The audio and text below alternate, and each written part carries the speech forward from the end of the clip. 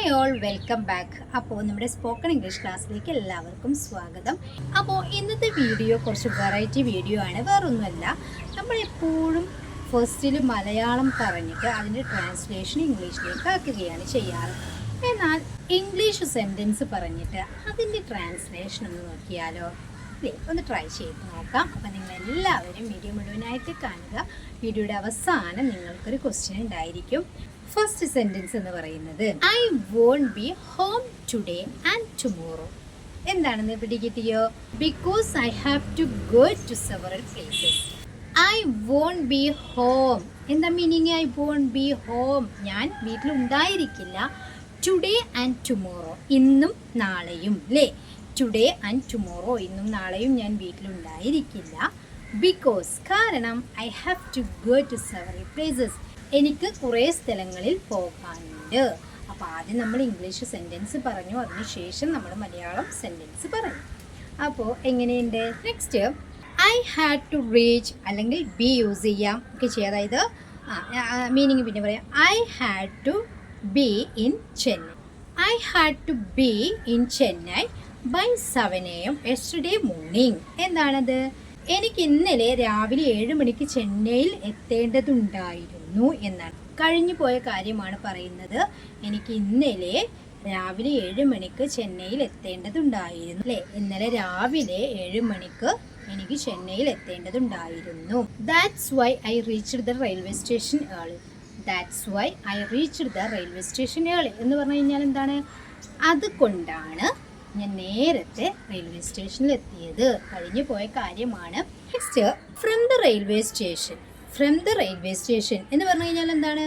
Railway സ്റ്റേഷനിൽ നിന്ന് I had to take a pass for another 2 hours. Railway സ്റ്റേഷനിൽ നിന്ന് വീണ്ടും 2 മണിക്കൂർ ബസ്സിൽ പോകേണ്ടതുണ്ടായിരുന്നു എന്ന് പറയാറുണ്ടല്ലോ അല്ലേ. റെയിൽവേ സ്റ്റേഷനിൽ നിന്ന് വീണ്ടും 2 മണിക്കൂർ ബസ്സിൽ പോകേണ്ടതുണ്ടായിരുന്നു എന്ന് നമുക്ക് പറയണമെങ്കിൽ from the railway station, railway സ്റ്റേഷനിൽ നിന്ന് ഐ ഹാഡ് ടു, കഴിഞ്ഞു പോയത് തന്നെയാണ് പറയുന്നത്. I had to take a bus. അല്ലേ, ബസ്സിൽ പോവുക, നമുക്ക് ടേക്ക് യൂസ് ചെയ്യാം. Take a bus for another 2 hours. Okay, നമ്മളിങ്ങനെ പറയാണ്. ഇത് ഫസ്റ്റിൽ ഇംഗ്ലീഷ് പറഞ്ഞിട്ട് നമ്മൾ മലയാളത്തിലേക്ക് ട്രാൻസ്ലേഷൻ ചെയ്യാണ് കേട്ടോ. എപ്പോഴും നമ്മൾ പറയാറുള്ളത് എന്താണ്?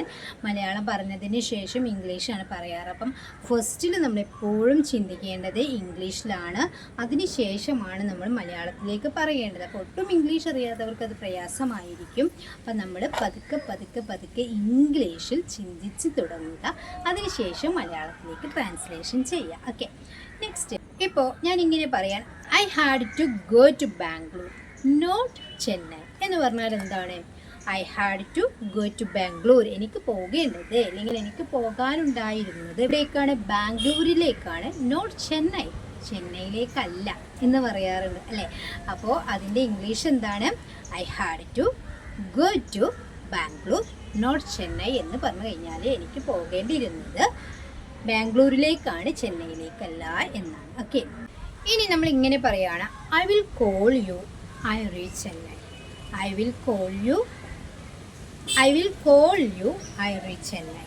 ഞാൻ ചെന്നൈയിലെത്തിയിട്ട് നിന്നെ വിളിക്കാം. അതൊന്നും കൂടി നമുക്ക് ആ ഒരു സെൻറ്റൻസ് പൂർണ്ണമായി പറയണമെങ്കിൽ I will call you once I reach Chennai. ഇനി വേണമെങ്കിൽ നമുക്ക് ഇങ്ങനെയും പറയാട്ടോ. I will call you after I reach Chennai എന്ന് പറയാം. ഞാൻ ചെന്നൈയിൽ എത്തിയതിന് ശേഷം നിന്നെ വിളിക്കാം. ഇങ്ങനെ പല രീതിയിലും നമുക്ക് ഈ സെൻറ്റൻസ് പറയാം.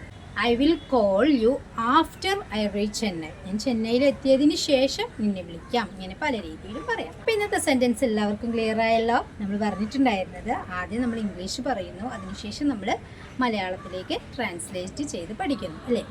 അപ്പോൾ ഇനി നിങ്ങൾക്കുള്ളൊരു സെൻറ്റൻസ് ആണ് പറയുന്നത്. ഞാൻ ഇന്നലെ അവളുടെ കൂടെ പോകേണ്ടതായിരുന്നു. ഞാൻ ഇന്നലെ അവളുടെ കൂടെ പോകേണ്ടതായിരുന്നു എന്നുള്ളത് എങ്ങനെ ഇംഗ്ലീഷിൽ പറയുമെന്നാണ് നിങ്ങൾ കമൻറ്റ് ചെയ്യേണ്ടത് കേട്ടോ. അപ്പം ഞാൻ ഇന്നലെ അവളുടെ കൂടെ പോകേണ്ടതായിരുന്നു, പക്ഷെ മനഃപൂർവ്വം പോയില്ല എന്നാണ് പറയുന്നത്. ആ ഒരു സിറ്റുവേഷൻ നമ്മൾ പഠിച്ചിട്ടുണ്ട്, എങ്ങനെ പറയുക എന്നുള്ളത് നിങ്ങൾ കമൻറ്റ് ചെയ്യുക. അപ്പോൾ ഞാൻ ഇന്നലെ അവളുടെ കൂടെ പോകേണ്ടതായിരുന്നു എന്നാണ് അപ്പോൾ ഇന്നത്തെ വീഡിയോ നിങ്ങൾക്ക് യൂസ്ഫുൾ ആയിട്ടുണ്ടെങ്കിൽ ലൈക്ക് ചെയ്യാനും ഷെയർ ചെയ്യാനും മറക്കരുത്. ചാനൽ സബ്സ്ക്രൈബ് ചെയ്യാതെയാണ് കാണുന്നതെങ്കിൽ പ്ലീസ് ഒന്ന് ചാനൽ സബ്സ്ക്രൈബ് ചെയ്യാം. അപ്പോൾ എല്ലാവരും വീഡിയോ കണ്ട് അഭിപ്രായങ്ങളും സംശയങ്ങളൊക്കെ കമൻ്റായിട്ട് അറിയിക്കുക. അപ്പോൾ ശരി, നെക്സ്റ്റ് വീഡിയോയിൽ കാണാം. Thank you so much.